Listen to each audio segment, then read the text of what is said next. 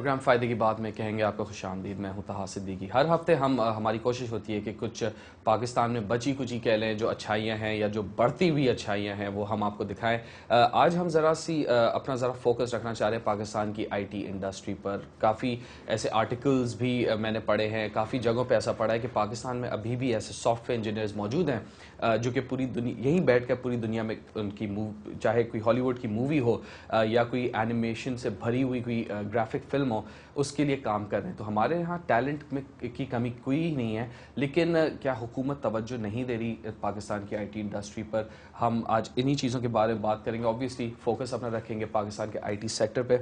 आज हमारे साथ जो गेस्ट हैं वो हैं नसीर अख्तर साहब, जो कि प्रेसिडेंट एंड सीईओ हैं इन्फोटेक के। नसीर साहब, बहुत बहुत शुक्रिया, आपने वक्त निकाला हमारे लिए।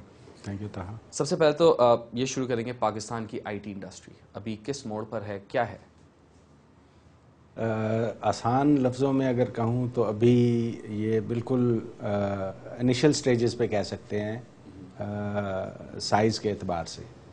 वैसे तो 20 साल पहले 25 साल पहले काम शुरू हो गया था इस डायरेक्शन में, लेकिन साइज़ और इनोवेशन के हिसाब से अभी भी हम इनिशियल स्टेज पे हैं, या इनिशियल स्टेज से थोड़ा सा आगे कह लें आप।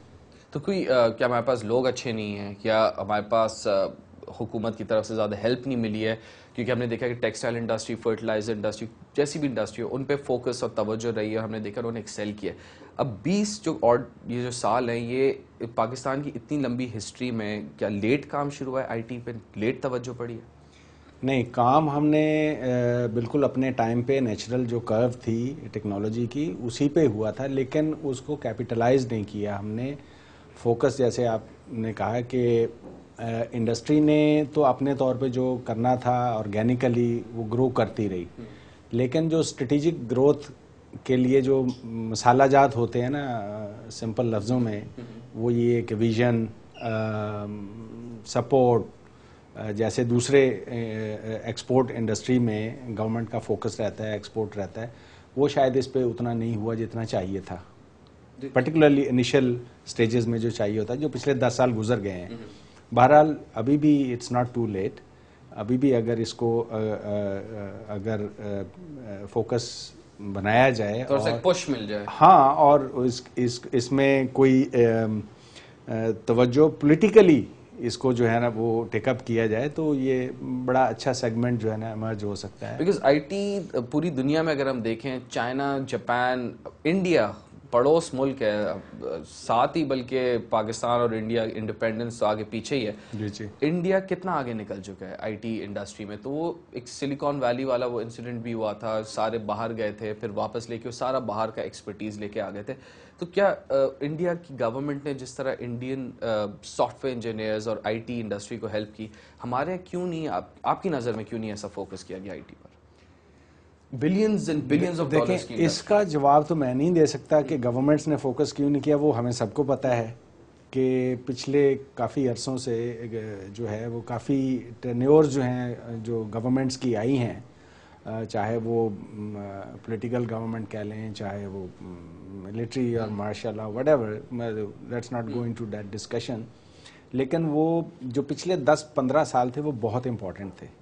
उसमें एक दो दफ़ा अटैम्प्ट बड़ी अच्छी हुई है, जैसे डॉक्टर अताउर रहमान ने एक बड़ा अच्छा उसको स्ट्रक्चर करने की कोशिश की। इनिशियली कुछ काम भी हुआ, लेकिन उसके बाद फिर फेड आउट हो गया, कंटिन्यूटी नहीं रही है as opposed to India in our neighbourhood. मैं आपको बताऊं कि 70s की दहाई में और 80s की दहाई तक सिलिकॉन वैली में जो पायनियर्स थे, जो इनोवेटर्स थे, जो ब्रिलियंट स्टार्टअप्स थे, वो ज़्यादातर पाकिस्तानी इंजीनियर्स थे। बिल्कुल। उसके बाद मिड 80s के बाद से और 90s के बाद से इंडियन जो इनोवेटर्स हैं, जो इंजीनियर्स हैं, जो एक्सपर्ट्स हैं, जो वहाँ पे लोग कम्युनिटी है, दे सडनली आउटपेस्ड अस, और वो इतनी तादाद में वो वहाँ पे पहुँचे और इतनी एक्टिवली उन्होंने इसमें पार्टिसिपेट किया। ये जो ट्रांसफॉर्मेशन हुई है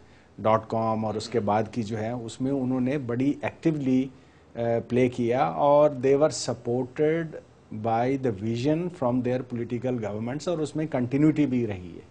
वो फंडिंग मिली थी उनको, वो पुश मिला था, फंडिंग इसमें बहुत ज़्यादा की ज़रूरत नहीं होती है। यस, इन्वेस्टमेंट वाइज कुछ आपको वो करने के लिए इन्वेस्ट करना पड़ता है, लेकिन ज़्यादातर वो होता है कि आप अपनी प्लानिंग करें, असेसमेंट करें अपनी कि हमारे पास कोई आईटी बेस्ड ऐसी कोई प्लानिंग है या जिस तरह पॉलिसीज आती हैं, कोई है हमारे पास? नहीं नहीं, there is no collective policy, industry की भी नहीं है। फॉरम्स हैं, बड़ी एक्टिव हैं, लेकिन अगेन वही जो साइज है, फॉर एग्जांपल पाशा जो है बड़ी छोटी सी ऑर्गेनाइजेशन है जो रिप्रेजेंट करती है इंडस्ट्री को। उसके बाद एक दूसरा चैनल है which is government led effort जो होती है, वो पाकिस्तान सॉफ्टवेयर एक्सपोर्ट बोर्ड है। वो भी बेचारे इतने लिमिटेड रिसोर्सेज के साथ ऑपरेट करते हैं कि आई मीन मैंने तो सुना है एंड फ्रॉम हॉर्सेस माउथ के जी वो बमुश्किल उनको तनख्वाहों के पैसे मिलते हैं। टिपिकल हुकूमती इदारा हो गया। एग्जैक्टली। तो वो अगर तनख्वाहें उनकी देनी है और कोई आउटपुट तो नहीं लेनी है तो उसका कोई फायदा नहीं है। है। मेरे ख्याल में उसको बंद कर देना चाहिए। इतने टफ एनवायरनमेंट में इन्फोटेक, क्या रोल इन्फोटेक का है? What exactly is infotech? हमारे नाज़रीन को भी ताकि पता चले कि इन्फोटेक का पर्पस क्या है। इन्फोटेक हम बेसिकली सिस्टम इंटीग्रेटर हैं, विच मींस के सॉफ्टवेयर डेवलपमेंट से लेके एप्लीकेशन मैनेजमेंट, इंफ्रास्ट्रक्चर, ये सारे जो end to end high end technology solutions हैं उनमें कॉर्पोरेट सॉल्यूशंस भी आते हैं किसी जी। इसमें मिसाल के तौर पे आप ले लें, कोई बैंकिंग है, उसकी अगर ऑटोमेशन होनी है तो उसमें जो 4-5 बड़े मेजर कंपोनेंट होते हैं टेक्नोलॉजी के, वी डू डैट। इसी तरह गवर्नमेंट्स में जो है गवर्नमेंट की ऑटोमेशन जो है लाइक ई गवर्नमेंट सॉल्यूशंस हैं, टैक्स एंड रेवेन्यू के सॉल्यूशंस हैं। टेलीकॉम में अगर कोई इंफ्रास्ट्रक्चर या एप्लीकेशंस की ज़रूरत होती है तो वहाँ पे हम आते हैं। तो system integration is a step above from individual functions of ITs. जैसे सॉफ्टवेयर डेवलपमेंट एक है, हार्डवेयर एंड इंफ्रास्ट्रक्चर की प्रोडक्ट्स को डिप्लॉय करना, उनको मेंटेन करना, वो एक है। But apart from a very few इस तरह की और कंपनीज पाकिस्तान में नहीं है मौजूद? नहीं है मौजूद है। वो फोकस में थोड़ा सा डिफरेंस होता है, कमोबेश बिजनेस मॉडल में थोड़ा सा फर्क होता है, लेकिन इस साइज की, इस नेचर की कंपनीज और भी हैं माशाल्लाह, एंड दे आर ग्रोइंग। ठीक है, एक ब्रेक लूंगा नसीर साहब, फिर जरा टैलेंट की बात करेंगे। लोग जो यहाँ पे ब्रेन ड्रेन भी एक बड़ा एक लफ्ज होता है कि ग्रेजुएट्स फौरन बाहर भागने की करते हैं, तो हमारे जो सॉफ्टवेयर इंजीनियर्स इनमें बहुत पोटेंशियल है, क्या वो वीक एजुकेशन स्टैंडर्ड्स की वजह से बाहर की तरफ ज़्यादा रुख करते हैं या अपॉर्चुनिटीज़ बाहर ज़्यादा उसकी तरफ? इस बारे में बात करूंगा। एक ब्रेक लेंगे, ब्रेक के बाद नसीर साहब से डिस्कशन कंटिन्यू रखेंगे।